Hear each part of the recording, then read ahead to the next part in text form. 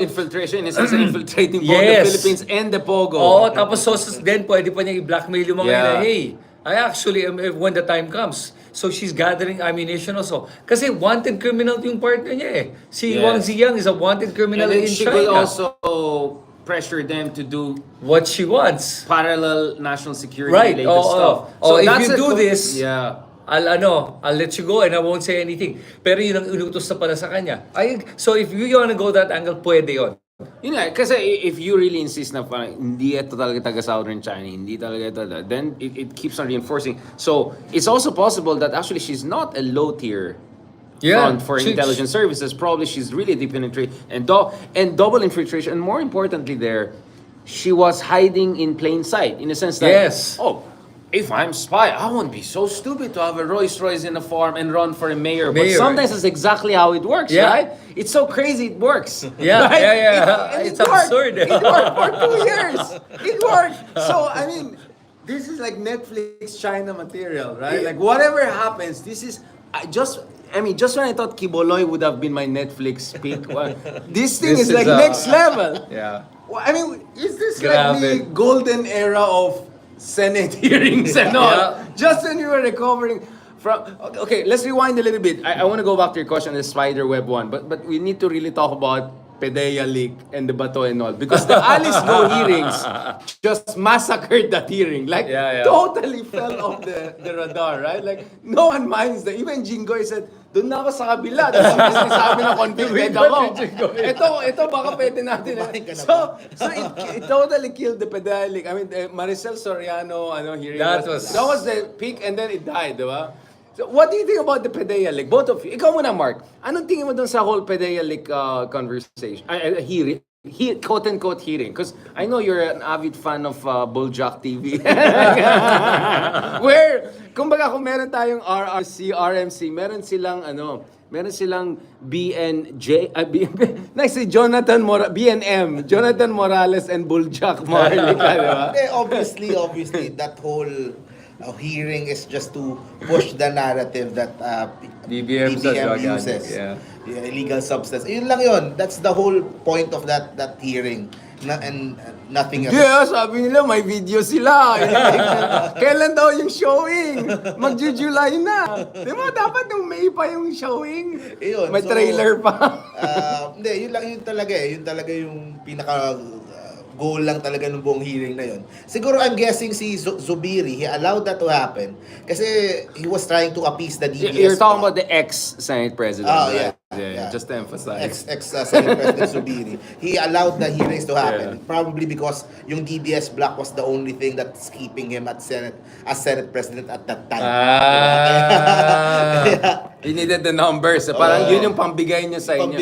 So in the end, he pissed off everyone. Including Bong Revilla's legs. Yun. Pero anong tingin mo dun sa Footgate? Yung dahil daw sa paa ni Revilla. I believe that talaga. Kasi if you hear yung sagutan nila at that time. That was so bad. Away yun. Away Parang nagkakabastusan na and all that. There were plans already to remove him a few months before. Right. But they didn't have the numbers. So after doon yun na yung Footgate. Yun na talaga, that sealed the deal. Tapos idagdag mo na yun, syempre small factors yung ganito, small factors yung ganito, Malacanang siguro may konting pero I think that sealed his fate talaga, yung leg. Ikaw, what is your read of the whole PDEA leak and the Senate mess, the whole coup and all of that? Well, I agree with Mark on this one.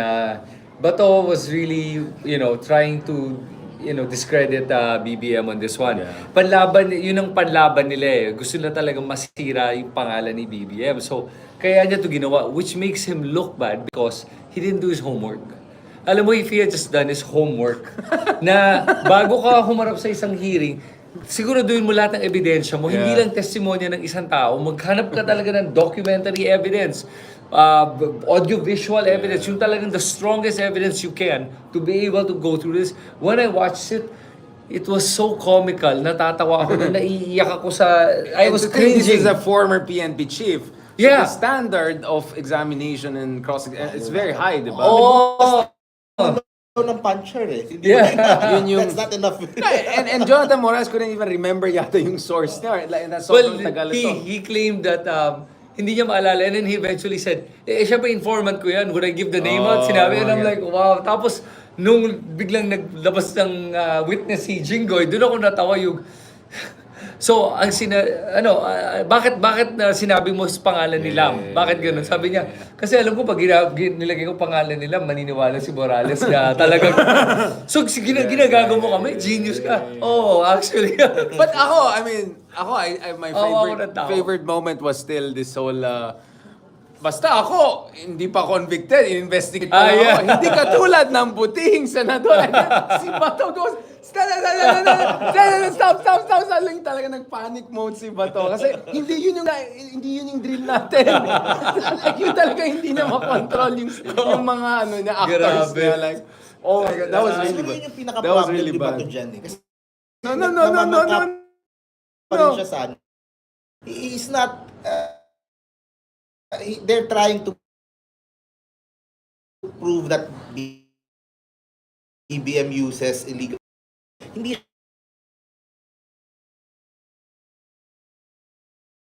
siya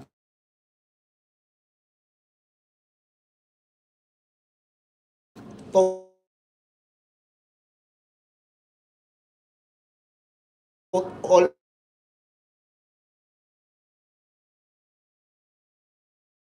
out 100%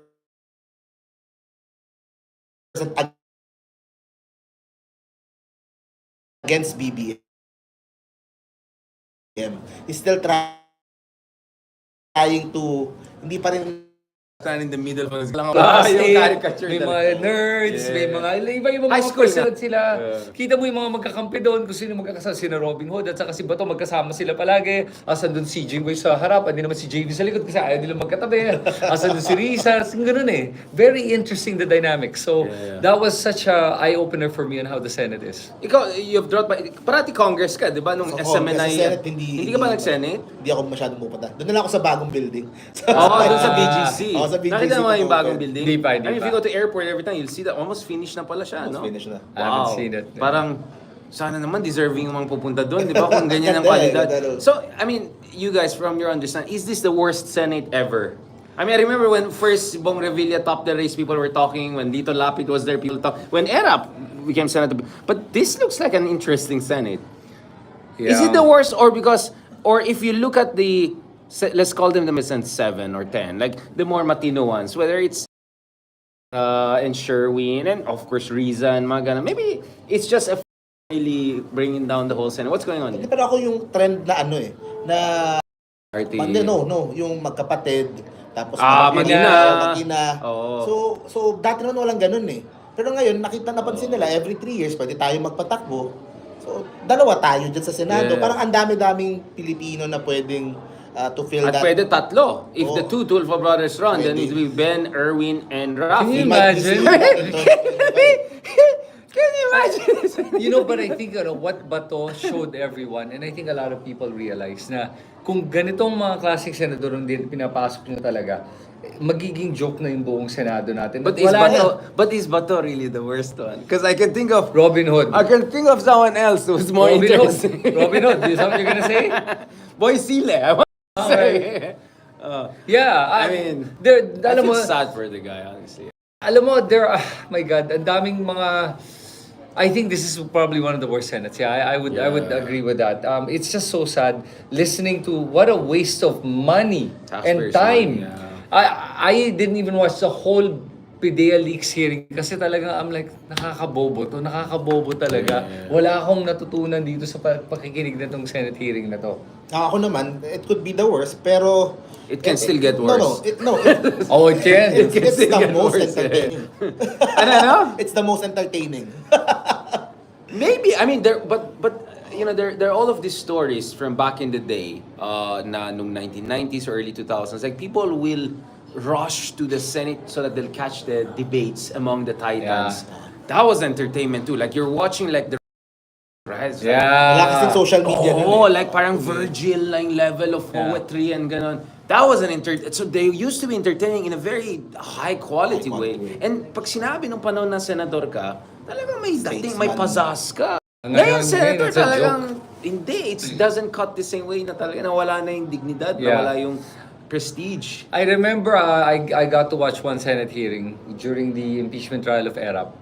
That was very interesting to watch. That was very interesting. Lauren was there, right? Yes, She Lauren was envelope there. girl. Yeah. So back then mas interesting pa, mas magaling yung composition ng Senate. This Senate is just really bad. And I think Congress, they took advantage of how bad Bato was. And then they said, we're gonna conduct our own hearing. Not about the leaks, but the actual drug war. Yun ang panlaban nila. Inaccuse mo si Marcos of doing drugs. We're gonna check out this EJK and the drug war. Sinabay pa nila yon talaga.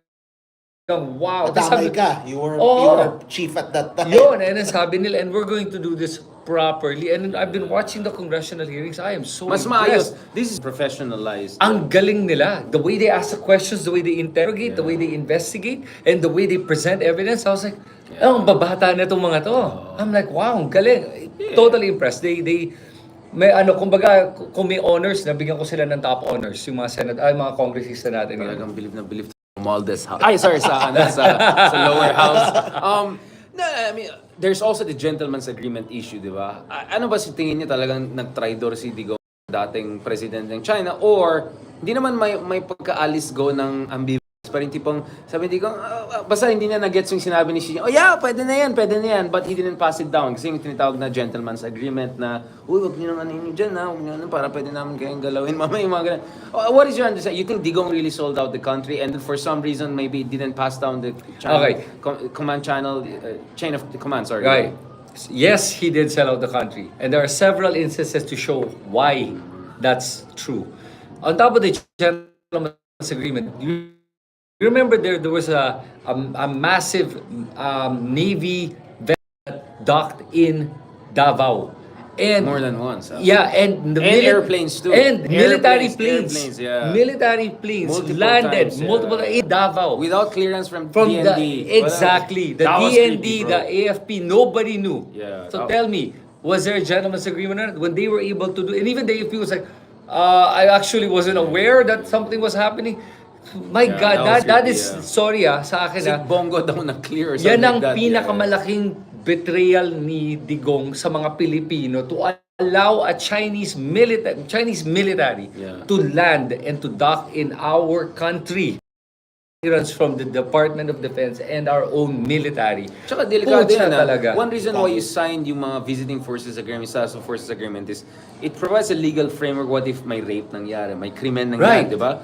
Ito, wala tayong any agreement in China. So imagine if those Chinese sailors got into a fight, someone got shot, and then what are we gonna do? There's no legal framework. Sobrang bara-bara yung ginawa. And he was playing with fire, with great power, politics fire. He was acting like he owned this country and that he was untouchable.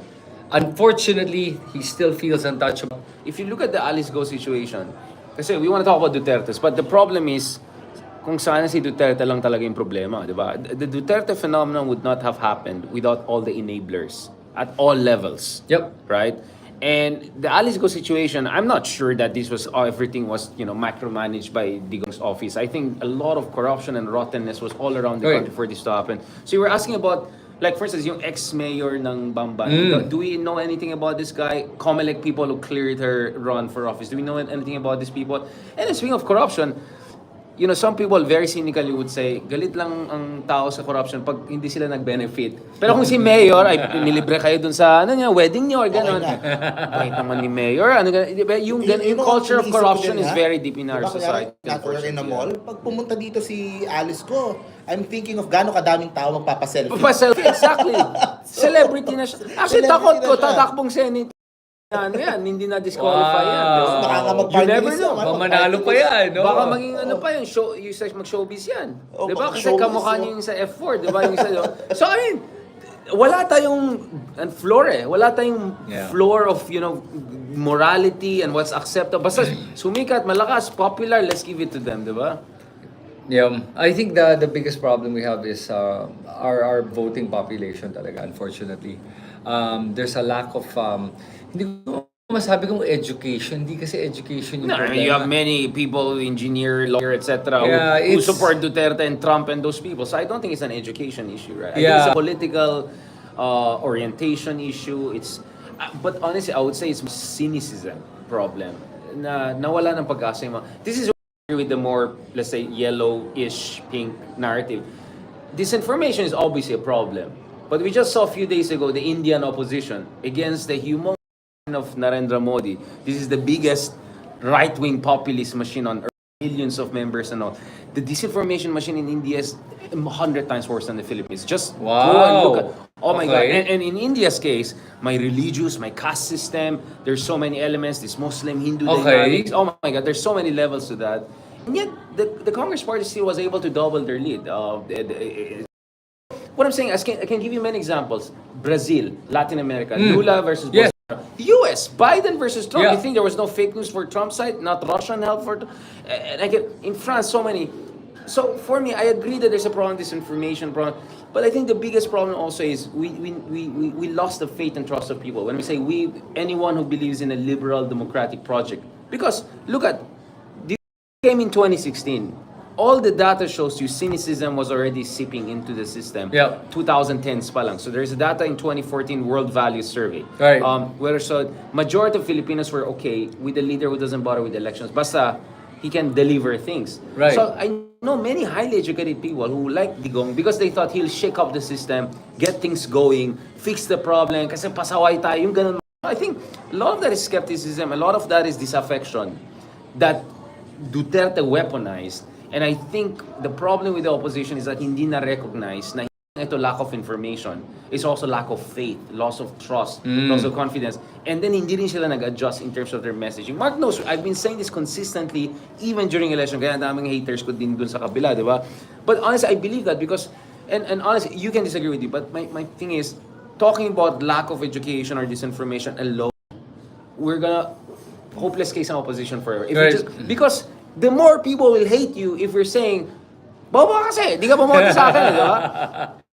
Because the same voters voted Vico Soto into power. The Yeah. same voters made Lenny the vice president. The same voters made Aquino the president in 2010. The same voters. Yeah. I mean, it's not like after 2010 biglang nag-import tayo ng 50 million people from another universe. These are the same. So my sense is these Filipinos once in a while were with Jovito Salongas and Pinoys and when they saw the system is not delivering for all the reasons they couldn't really fathom and understand because walang mga podcast na ganito dati, they went for magicians. People who would just, throw the ball in the air. And say whatever they needed to hear. So for me, I'm for a more compassionate and at the same time critical thinking approach. Hindi lang pwede critical thinking. It has to be a position of compassion because you and I, maybe our life improved over the past 10 years. Pinoy maybe, and even... Gloria. But ang dami natin mga kaubayan, nandun pa rin sila sa informal sector. Yung sahod pa rin nila, barely minimum wage. So why would these people be invested in this rhetoric of good governance and whatever when in their life, even when Pinoy and all were the president, they were not benefiting from it. I know the counter-argument. The counter-argument would be, hindi sapat ang 6 years. And then sana you push for constitutional change. Or sana you explain to the people na hindi pwede na umasa kayo for overnight change with just 1 6 years. Or in fact, even if you have the right president, so for instance, this is my argument, you can disagree with me. Had Lenny become the president, I'm sure gagawin sa kanya yung ginawa ng Kongreso kay Arroyo before. Not in the sense that they're the same with Arroyo, but remember there were many times na Congress would revolt against Arroyo if they feel Arroyo was unpopular, whatever. So it's very possible if you have very good president, clean person, but hindi siya marunong mag-Machiavellian politics or power politics, and then you want to push for change, trapo sa Congress, they will fight back. So hindi sapat na you just get the right president. You have to have the right LGU leaders. So that's what I'm saying. People are always looking for a savior and they think one election, one good president, everything will be fine. During Pinoy's time, actually the dynasty problem worsened. So in 2013, 85% of the Congress were dynasty. In fact, nag-increase pa siya from 78%. What year? It's What not- year? 2013. Midterms ni Pinoy. Hindi kasalanan ni Pinoy yan because hindi naman niya control yung So, because we thought, just because we got the right guy, quote unquote, in Malacanang, but it doesn't follow. Even Pinoy had to deal with the trapos. Yeah. Even yung mga president, minsan ipit yung kamay nila, may limitasyon sila. So, do you get where I'm coming from? I know where you're coming from. And I agree with you. That's why we'll talk about it. People have to get involved in politics in different ways if you really want to see transformative change. Yeah? So, ako lang, by the way, I agree with you that whatever put Digong in power is the same one that put Pinoy in power, and Erap in power, and Cory in power, all of that. It's the same. And one thing that I have to say, I remember I was having a conversation with somebody who worked with me, yung sa mga staff ko dati. I remember tinanong ko sa kanya, simple question, sabi ko, paano ka mag-isip? What do you used to think? Anong gamit mo? Yeah. My brain. Your brain. What do you use to make decisions? Well, I mean, I think you have to use both. Okay. Your instinct, your feeling at the same time, because there's just enough information you can go around with. Yeah. You know, sagot sa akin, sabi ko, what do you use to make decisions? Sabi niya, puso ko. Paano ka mag-decide? Paano ka mag-decision? Puso ko. Paano ka mag-isip? Puso ko ginagamit. Sabi ko, interesting. Sabi ko, nung tinanong ko sa paano, anong gagamitin mo para mag-isip, sinabi mo sa akin, puso mo. Ang puso ay hindi ginagamit para mag-isip. Ang utak natin ginagamit para mag-isip. Nagulat, sabi niya, nga, no? Sabi ko, di ba? You use this to think. And then, you can use this as a guide. Pero ginamit ng Gilas Pilipinas yung puso eh. Nag-Asian champion naman tayo eh. Puso. The opposition needs to look at yung what Rafi Tulfo did. Okay. Hindi siya, kumbaga, it's about growing touching in the heart din eh. Doon magaling eh. At the end of the day, you can tell people use your head. But even if they think they're using their head, they're still using their heart. There's a saying that everyone decides emotionally and then justifies logically.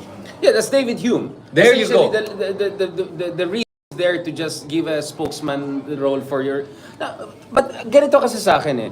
I think, first of all, we're not Norway or Sweden. But I can have a debate also about Norway and Sweden. Because I heard some of my colleagues saying, alam mo kung nasa New Zealand tayo or Norway, nanalo na sa parliament in Germany. So, hindi useful yung ganang argument. Hindi tayo Norway, hindi tayo Sweden. I had the talk with former President Aquino. You know, this is obviously a few years back pa. I said, ang Pilipinas is a Latin country. Right. Leadership doesn't work in the German way. You cannot go like... Kasi sa pagkaalam ko, idol niya yung German politics, yung Angela Merkel, very logical, gano'n. Yeah, he's really fond of German politics. Yan ang sa pagkaalam ko. And I felt, but we're not Germans eh. We're more like Italians. We're more like Latinos, right? Yeah, Spanish. So, when you approach politics, you have to push for the right policy, but dress it up in an emotionally appealing way. So I think that's where you're coming from with Tulfo. Tulfo is pushing for order and all, but he makes it entertaining. He dresses up. We're talking about Rafi strictly. I don't know about Ben Tulfo. So what I'm saying here is, hindi pwede logical argument policy lang. Because if that's the case, then I don't know, mga taga-UP or Xavier lang daw at mag-rule ng bansa. It's just a bunch of geeks, right? And I don't want to be ruled by a bunch of geeks. Maybe I'm a geek myself, but I don't want a government of all high IQ geeks people. I want people who are relatable, who are compassionate, who are charismatic. Charisma is a very emotional thing. Yep. It's relatability, right? So a good leader can emotionally inspire you, but also has a blueprint about how to push the country forward. So for me, dapat both eh. Yep. Dapat both. There are things you'll never know based on just data. Kasi nagets ko rin, again, in defense of the Juan de la Cruz. The argument of Juan de la Cruz would be, sir, kung plataforma lang naman, madali lang man i-download yan eh. Like anyone can just download. Diba? Anyone can make a promise. Exactly. So, madali lang naman isulat yan. Pwede mo ChatGPT ngayon eh. I mean, literally, you can do it for free on ChatGPT. Give me a... So, I think it's mistaken to think, labanan lang ito ng plataforma. It's all credibility. I can say I can make the Philippines first world, but ano ulit ang credentials mo? Or what kind of authority you exude? So, there's a realm of emotions there. Yeah. Personal So, relationship. I completely agree with you na what I don't like is this emotionality and sentimentality na kasi ito na yung uso, sentimental voting. But I think emotions will always be part of charisma, leadership, and politics. But then let me ask this question. What do you think is causing Pinoys to vote based on the last name? If that's the case. So the long conversation, you can disagree Diba? with me. Like, think about that. But if you look at it, what makes the Philippines even compared to other Spanish colonies and Asian countries, really bad is because you have this continuity of principales. So you have this family rule since Spanish era pa lang. In fact, some of the dynasties in the Philippines, including some from the north, not Marcos's, Ilocos Sur, Oh, actually, yeah, I know they you go know back 200 years. Oh, wow. 200 years, 1870s pa lang, they had already offices and all of that, right? So, Wow. sila Ver, there's like a Don 300, 400 years. So, what happened is that our colonial legacy, both American and Spanish, essentially, contrata. They contractually ruled the Philippines by cutting deals with local farms and all of that. Remember, the Philippines never had a major empire. We didn't have Majapahit, we didn't have Vijay. So we were always a barangay, statelets, little kingdom. So both the Spanish and American reinforced that. There was never a break in that. Kaya nga, you can name names that go all the way to the Spanish era, and the Americans also cut a deal with them. They never changed it. So that's uniquely bad about the Philippines, exceptionally bad. And I don't think it's because of our but unfortunately, I think our historical traditions, no one came in and, I mean, Marcos could have done something about it, except he perpetuated his own family. I was right? going to say, yeah. So, It's in yun his nga best eh. interest. So, I think, honestly, the argument of really greatest scholars that I know, who really studied the Philippines and the world, like Benedict Anderson would be, theoretically, the change should have come from the Filipino middle class. Because if you look at Korea, Taiwan, many of the developed right. countries, yung middle class, wait, bakit sila lang? Bakit yung purong isang pamilya lang? Kasi edukado din naman ako, may pera naman ako, hindi mo pwede balik. So you're gonna expect more voice. So if you look at a lot of countries, the political change came when the middle class mobilized. Right. The progressive movement in the US, the labor unions in the Philippines kasi, ang dami nag-migrate out. Yep. Yung 60s and 70s. Parang ni Marcos, ang daming, and then you had the OFW phenomenon. So we never ever built this kind of politically mobilized, upwardly mobile, middle class who would push for transformative change. And this is where I explained Duterte. Because there's so much economic inequality, what happened in the Philippines is similar to what happened in Thailand, Chile, and those countries. When there's so much economic inequality and the middle class is small, the middle class tends to vote right-wing populist. Because they want a protector, right? Baka yung iPhone ko nanakawin, yung durgista doon, di ba? Do you get what I'm saying? Kaya actually, if you look at, maybe you don't believe the surveys, but that's the best I can work with. I don't know about Google Trends. If you look at that, the middle class ABC, which is really C, they voted more for Sara and BBM in the last day. And that is not the lack of education. That's a lack of faith in rule of law. And they wanted the BBM and Duterte to protect them from criminals, code word, yung mga nandun. Do you get what I'm saying? And this is not unique to the Philippines. So, Yeah, no, it's this not. happened in Chile, this happened in Thailand. Argentina. In many countries where the middle Actually- class is shrinking and high inequality, the middle class is actually reactionary, pro-right-wing. And they're highly educated. So, that's why I don't buy the education argument necessarily. Yeah. Sa akin naman, the root talaga nung ating ano. Pero sa panahon ngayon, it also includes yung branding na. Yung apelido eh. Kunyari, pag ganito yung apelido mo. Yeah. You stick to this brand. Pag Tulfo ka, ganito ka. Pag Duterte ka, ganito ka. Plus, add to the fact na most of our cities and provinces are run like a family business. Yeah.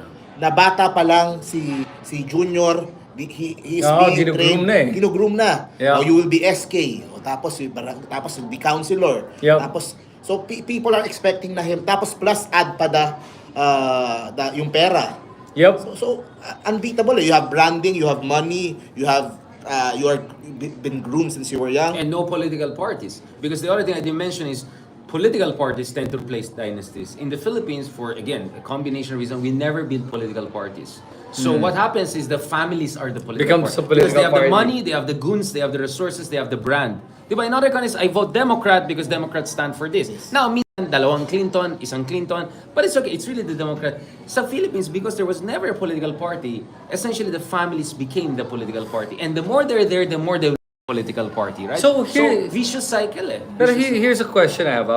Do you think money is the most important part of winning in politics? It depends in a sense that Duterte was the poorest candidate in the earlier phase of the elections. I mean, look at B9 resources, look at Maro's resources, look at Grace Okay. resources. So I think money not necessarily. And in fact, we know how it works. Pag naging number one ka na sa survey, Then, the money biglang pours the money in. will come. Yeah. Right. So actually, that's why the surveys are very important. Because, let's be honest, oligarchs, They want to Yes. bet on the winner. Yes, of and course. they're smart. They don't just give you money. They give more money to the more number yes, one. yes. They'll always give something. So that's where the money factor comes in. So it's hard to answer if money. Obviously, money matters, but the way the money flows in depends on the surveys and the race. Especially in the last. So actually, the Gong went from the poorest candidate, and then by February, March, he was spending more than everyone else. So Ang problema, yung sa local politics, Okay. doon ang talagang ang Yes, hirap tibatin correct. ng money. Correct. Kaya you have families for generations na wala. Because of money. Because of money. You would think kasi that they're literally paying off people to Yeah. vote for them na. Not just paying off people, scaring off their opponents. Ah, Yung- right. So, But does that harassing happen? their Does that opponents. happen in NCR or do you think that's more no, provincial? I think it's in the more Whole peripheral. country, oh. Yeah. Whole country Okay. talaga. Parang ngayon, how much would it take to run as mayor in any city in Manila? If you're going to challenge any of the incumbents? 500 million, 1 billion pesos. Saan mo kukunin yun? Diba? So, So let's talk about this because you became a blogger because of the two interesting cases. One is Isko Moreno, the other one is Vico Soto. The Vico Soto, we have to talk a little bit more about it. But can you tell us a little bit about that? Because there were supposed to be dragon slayers. I didn't mention the San Juan one because medyo kabilang na yan. But Isko and Vico Soto beat big families. I mean, of course, each of them have their own celebrity factor, but still. So can you tell us about the dragon slayer phenomenon and then what went right, what went wrong, what are the lessons, what to look forward to? Different kasi yung case nung dalawa eh. In the case of Yeah. Isko, he's been in Manila politics for 2 decades na. Yes. Vice mayor When, pa siya. vice mayor. So he went through the ranks eh. So Oo. he started as councilor muna, 9 years, then vice mayor, 9 years. So he went up the ranks. By the time na he ran for mayor, everyone in Manila is familiar na what he can do and how he serves people and so it was easy for him to win nung 2019. Yeah. In Vico's case, yun Iba ang- yan, iba talaga. kasi the Sige lang, he said- uminom ka muna ng kape. Medyo na-stress ka. medyo I mean, sensitive na because to. at that time we're really Yeah, entrenched yeah. in Pasig talaga. Oo, Yes. Sige lang, inom lang. Medyo iba yung case nung kay Correct. Vico. And I was saying nga, syempre, merong factor na he's Vic Soto's son. So merong showbiz factor, merong, of course, he's tito niya si Tito Sen, Tito Soto. So kahit papano, he is being guided and he's being So pero when he got into office, he was able to prove na to the people of Pasig na there's a better way to do this. There's a way na pwede natin gawin na to throw out the old system and pursue this ganito. So sa akin I look at yung ganung case din as parang hope din na it should start sa mga LGUs talaga for and maybe work its way up. Kasi if you're going to with the existing they all have family businesses in there. So how do you explain it? Because there's the Iloilo case, which is quite an interesting one, and there are friends from people messages, Sir, ba't di mo minention ni Mayor namin? I've mentioned, I just don't know enough. I have to go there. Baguio, at least for while Magalong is seen as kind of an alternative candidate-ish, at least his position is good governance. And then, of course, the OG, Jesse Robredo, right? Also in a very difficult part of the country. So Vico didn't come out of nowhere, right? There's a tradition, and in fact, Vico always talks about the Jesse Robredo model, right? The Naga model, right? So, ang tanong dito is, are those green shoots or just exceptional cases? Or how do we make sure hindi lang sila exceptions to the rule, but actually potentially part of something? So you see where the conversation is going. I just don't want us to be depressed here. I want us also not to be naive here, because Vico Soto's case is still exceptional so far in the NCR region. We Yeah. still don't have anything like that. But still, there are enough all across the country, not perfect, not Sweden, not Scandinavia, for me to say there is a dynasty problem, but this is not the end of the story, right? There could be some alternatives. Pero you know what, like I did notice, for example, I'll give you the case of Makati. For example, Right. the B-Nice against the B-Nice. But because of what happened to Jun, how bad it was, the only person that could have beat Jun Binay is another Binay. Abby Binay. That was the irony. But I think Abby Binay did a much better job than Really? the That's your brother. reading? From what I've been seeing, Interesting. compared to Jun and to the dad. Yeah. Or at least the perception of maybe less corruption. I don't know. But like for example, the Makati Subway project. That's a really good project that was under her belt when she started it. But would Junjun Binay have done that? I don't think so. Junjun Binay, it seemed like he was more interested in maintaining So power. umasa na lang tayo sa mga good ships to take over from the black ships in the family. Like ganun na lang Oh, tayo. and, diba? no, Like- more. I think what happened with the Binays is this Dahil alam niya ito yung maling ginawa ng kapatid niya. I'm gonna do the opposite to show you that there's a better way. to the Binay family. Right. So for her, it was that now Nancy Binay is looking at running. And Abby is now fielding, I think, her husband. So, maglalabanan sila. But because may labanan yan, precisely the fact that there's that opposition, they're gonna have to do better and do something for the people. So the people wins in that sense. Because if I don't do anything for you that's grand, I think that's going to affect my chances of winning. So I think that's where it helps. Another case. So let's make Teka, sure that the before we family leave, fight. have you heard the rumor in Makati? No, I haven't. Wait. Okay, first of all, I think many people are what's the whole Makati BGC drama for people who are not very... Kasi malaking issue din yan eh. This is bleeding into this whole thing, the Makati BGC thing. Yeah, Maraming pera ang pinag-usapan dito. Oh, no, yeah, of course. Because These are the two richest parts of the We really country. thought yeah. Abby would run in Taguig eh. Yun nga eh. There's Pero that she didn't move yung residence niya. She stayed then. Tapos she might run for senator. So baka mga tao lang niya yung papatakbuhin doon sa district na yon, doon sa Embo na lugar. Pero sa Makati, what's interesting din na what's happening ngayon na baka kumalat pag pero hindi mamatay-matay kasi yung rumor. There's a third candidate in the race in Makati. Oh. Si Peña. Who? Peña? Yes, the current congressman ngayon. The previous elections, he beat Jojo Cayetano. Binay. Yeah. Oh, Dun sa district na yun. Yun. Yeah, I know what you're the saying. reason that hindi siya nananalo for mayor because Abby controlled the Embo area.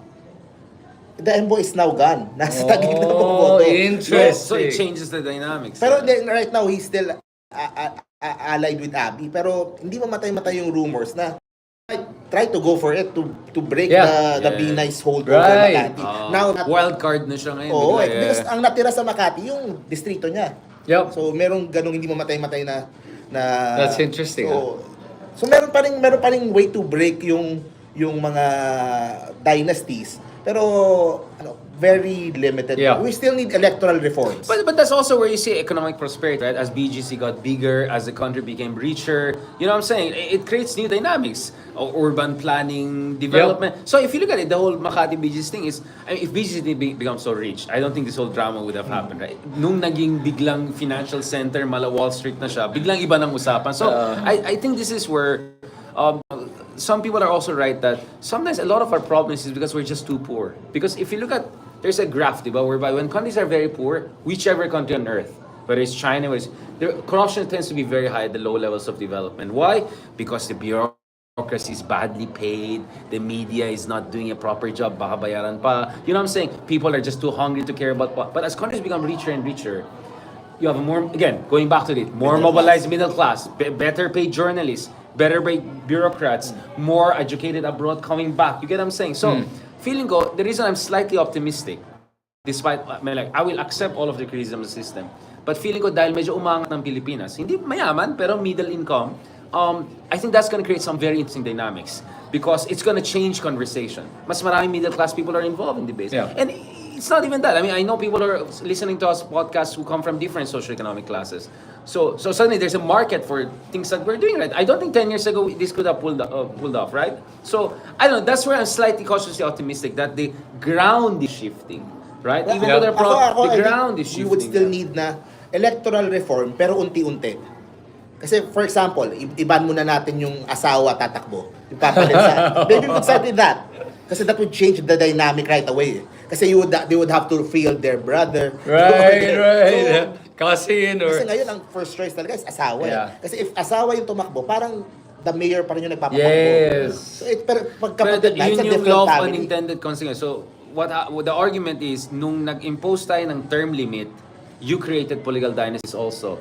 Because if I cannot run, I'll make my wife run. Right. So the problem is that naglagay ka ng term limit, pero wala kang nilagay na anti-dynasty. Nakahanap sila ng loophole, which is yung asawa. Exactly. But if you put You close the loophole. so you put the term limit and then you also put the second, which is hindi pwedeng second degree of consanguinity, then ang problema hindi ginawa yan. So one of the problems we have is may reforms tayo pero sablay, half-baked. Yeah. So actually the result is even worse. Dapat unti-unti kasi hindi mo mapapasa yung pag ibaban mo lahat ng relatives to run. Maraming mag-o-oppose kasi Yes, hindi mo mapapasayan, in other words. Yeah, Oo, so how do kasi- you do it gradually? Kasi Wala, some asawa people are muna. saying cha-cha is the only way. Kasi the system is just so broken. That maybe charter change is the way forward. But ako naman problema ko, it can get even worse. It's like, Yeah. you don't know what they're gonna put in the cha-cha. Yeah. Once Change the it system, goes- it's still the same families eh. Exactly. So if you're asking the dynasties to pass a new constitution against their own interests, It's it's never still gonna not- happen. yeah. It's never gonna happen. But that's also where you see why a lot of educated Filipinos want a dictator to come in and say, umayos kayong Yeah. lahat, I will fix this. So, benevolent dictator ang hinahanap ng ibang tao. I get where they're coming from. That's yung why desperation that's nila. why the strongman mentality is working now. Like for example, best example is El Salvador. Si Bukele. Yeah, Bukele Yeah. is actually very popular because of And then what, Bitcoin, nandiyan. Yeah. Woo, let's go! take out the Subscribe, no? take out the Bitcoin angle. But yun lang is the Bitcoin guy. What was interesting was minute sabi sa akin, it's interesting, Chris, that you're supporting Bukele, Yeah. but you're against Duterte. Yeah. I go, I think there's a difference. And tell me what you think of this one. Bukele naman kasi, when he went after the gangs, they were really gang members that were talagang taking over the streets. It was really scary Oh, it was to bad. be It was in bad. El Salvador. Narco state talaga. Nakakatakot. Like, narco state, like the other Brazil, yung Colombia, where literally the cartels were taking over. The governments were afraid. The police were afraid of the cartels. Kasi Ecuador yata. Ecuador. Bata pa yung president. Nakakatakot. Like, the police were like, pag sinabi niya, I'm this, the police will back off They talaga. came inside the media, yung may live videos sa media. Yeah. Oh, yeah, oh. So, that's talaga narco state yun. Yeah, oh. so what Bukele did is said, no, screw all of you, I'm gonna arrest all of you. And he did, by the droves. So, and then he said, okay, nung nalinisan niya talaga yung streets and everyone could feel safe, that was impressive. So, in the Philippines, what happened was Duterte attacked all the drug addicts. And I understand that there are some that are criminals, but what he didn't do was attack the source of it, which are the drug lords that were lording over these areas, unless they were his enemies. And then some say, the rumors are, that he was actually protecting his own interests because if you look at his friends, there are a lot of drug lords around him. Sabi nila streamlining. Yan Centralized. na nga sinesend. Para ako na lang yung... Corporate streamlining Oo, tawag dyan. yun na lang Merger. yung, Merger. Monopoly na lang, wala nang away. Walang gulo, diba? Yun, so that's why it was different in that case. And that's why for me, that strongman mentality is possibly the shift on balance from left to right. Yeah. That pendulum is swinging so far right now because it was so far left at one point that it wasn't working. We can't be too soft now. Maybe we should go a little bit harder. Eventually, that pendulum will swing back to the center. Well, I disagree. So, Okay. I see why people supported Bukele to clean up the system. The problem is, now that the system is cleaned up, Bukele doesn't want to go down. He wants to stay in power forever. Okay. And he's doing all of this. For me, the strongman I will respect is the strongman who does the dirty, but then builds institutions. that's, to make sure that... Yeah. There, I cannot can vouch walk- for yeah. Bukele. That's what my worry with Bukele. He's very young. He's just 42. How many years has he been in power now? 5 years, I think. 5 years. Okay, let's... You think that guy doesn't want to be a lifetime Let's see. dictator? He looks like a Let's see. lifetime Let's dictator to see. me. Let's see. Sige lang. I still want to give him the benefit of the But doubt. my point, that's the risk. So Yeah. you're accepting the risk that this guy might never go down from office. Because he's so I young. still want to give him that benefit of the doubt. I hope, even with Vico, what I was saying about Vico was this. I said, he's doing such a good job. Once the ego gets the best of him, then he'll believe he's the savior and he'll start acting like then he's a god. But Bukele changed the constitution to be able to run again. Yeah. He changed. How many So more how years can does he he have? give- How many more years does he have? No, now that he'll change the constitution again. We have been down this road. Look at what Hugo Chavez did back in the day. He changed the constitution, could run. So that's my worry. But I understand why some people will support what he did so far. So far, Kasi yeah. sobrang desperate na. Yes. Sobrang desperate Yes. na. May tanong din ako. I understand, even though I disagree, but I understand, Gusto ko ding itanong pa before, what are your thoughts naman about doon kay Milei? Sa Oh, si Argentina? Milei. Oh, another one. Tapos na ba yung book tour niya? I was talking to my friends in Madrid and they say, this guy is crazy. He's doing a book He is. tour here while Argentina is collapsing. Right? No, again, with Milei, very similar. People are sick and tired of that populist, peronismo, blah, blah, blah. Spend, borrow, ganon. Ang problema is his solution is a bit too crazy too. I'm not sure it will work. Yeah, but at this point, I think, ako lang with that one, Argentina has experienced hyperinflation. Wala nang halaga yung pera nila talaga. It was so bad. 90%, yeah. And he said, get rid of this, get rid of that. We don't need all that government. You know, I actually agree that you don't need, too much government is bad. The less visible a government is, the better. That means that it's just working on the background. Problema na sa Pilipinas, and I find this, especially in the local governments, is local government is very insecure. They want to be in the foreground. So much so that when I went to, for example, City Hall, ang daming tao doon and they try to make themselves at the center of every transaction. I think it should be the other way around. Yeah, I'm 100% against red tape, but you have to understand, in Argentina, an average Argentinian actually has a way better living standard than many of us. Why? Because they have many social safety nets, right? Have you noticed? Argentina, despite all the inflation problem, the same thing in Turkey. Even if their inflation is 20 times us, actually their inflations are at 80%. Ours is 8. Still, an average Argentinian or Turkish lives way better than a Filipino because they have many social safety nets. Decent healthcare. So what Milei is trying to do, he's just trying to cut everything. Right. Pensions, that's dangerous. You might create a spiral effect. So I understand why they voted for Milei, but I think his medicine could be worse than it could worsen. Yeah. That's where I'm worried about. I think at this point, kasi with what's happening to Argentina, Napagod na yung tao. it is worth a try. It is worth a try at this point because everything else that they've been doing seems to not be working for the country. For the Philippines, I think that's we're at that state of hindi ko alam kung desperate. We're not as desperate as inflation we're is actually okay, doing much better. We're doing much better, yeah. And honestly, when you said nga that are we a rich country or not? I actually believe we're a rich country. No, it's just the money is being corrupted by the government. That's the problem. I'm talking about per capita income, right? So our per capita income is just above $4,000. Argentina is around $10,000, I think, like that. So, but that doesn't give you a good idea of how people live. So Vietnam has $4,600, almost the same. But if you go to Vietnam, you barely see poor people because well distributed compared sa atin. Of course, hindi perfect ang Vietnam. They're also, sa atin kasi, all the wealth is just in BGC and Dasma and a little bit here in our area, and then ang daming slums, ang daming informal sector. So for me, what I'm saying is that distribution matters. And let's be honest, distribution can only be done by good state because the private sector is there for profit. Let's be very honest about that. In any country, look at Germany, look at Scandinavian country, all of them have solid state systems. But at the same time, ito lang ang argument ko against that, na with regards to you need a good state, actually, if you incentivize business, to make sure that they're more equitable, they're gonna do it. I mean, Sweden, Spotify, a lot of great companies are setting up in Scandinavia, even if tax rates are way higher. Because why? The infrastructure maayos, there's rule of law, well-educated, healthy ang tao. So I think it's not about big or small government, it's about efficient government versus inefficient government.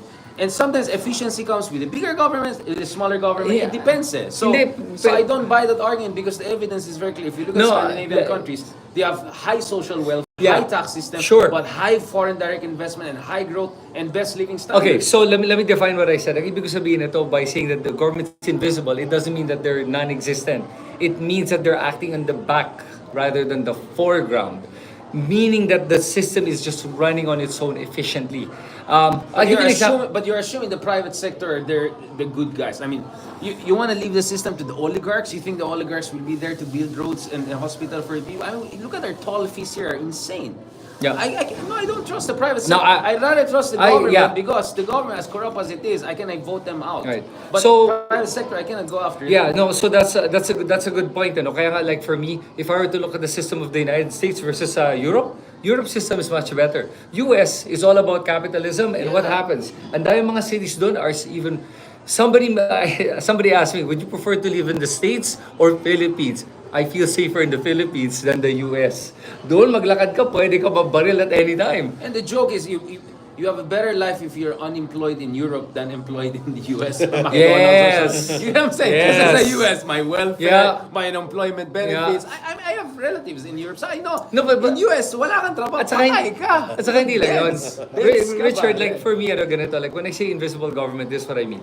In Canada, for example, if I were to try to start a business, I can do it all online without having to deal with any That's government right. official. That's different. And it yeah. works. That's efficiency. Yon, ang galing. And I don't... Malinis, but in the yeah. Philippines kasi, parang gobyerno dito, they need to feel important. Kaya you need to come to the office, you need to come back tomorrow again for that same permit and then come back again. And I'm gonna scrutinize it left and right because I want to feel kasi important. privilege. Yeah. Parang May ganun eh. It's about modernizing the bureaucracy. Yeah. Like, Sherwin Gatchalian started that, di ba? Yung i-digitize mo lahat. I think this is more modernization issue.